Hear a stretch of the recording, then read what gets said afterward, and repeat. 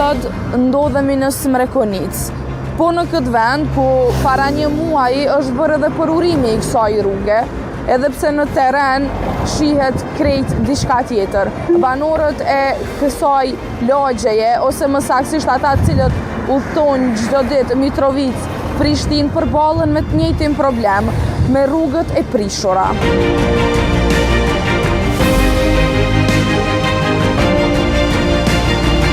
A mundeni me na tregu sa i përket kësaj rruge, që sa kohë është kështu?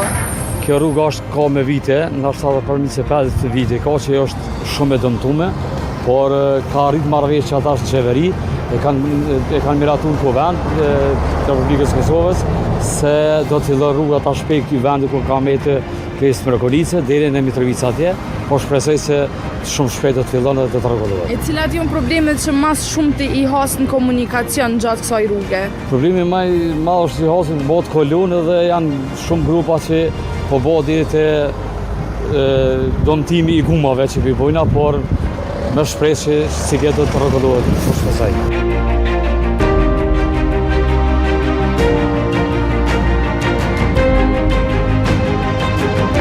Sot me i pyet qytetarë sa i përket rrugës Mitrovic Prishtinë dhe kjo pjesa e rrugës që nuk është rregulluar edhe pse është bërë përurimi. Sa është e vështirë qarkullimi?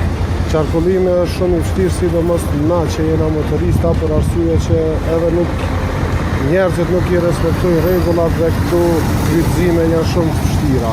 Sidomos te dalja autostradës aty për shkak që njerëzit nuk i mirëfilme rregullat e komunikacionit, ata edhe po vështirësojnë më shumë dhe po bëjnë qarkullimin më të vështirë, sidomos për ne motociklistat, po edhe për makinat e thjeshta.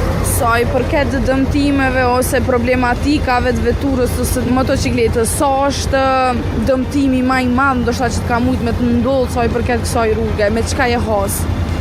Sa i përket kësaj rruge jena has dëmtimin më të madh që ka mujt është me dëmtim të thellës makinës, ndërsa me motor nuk është që kam pas ndonjë dëmtim.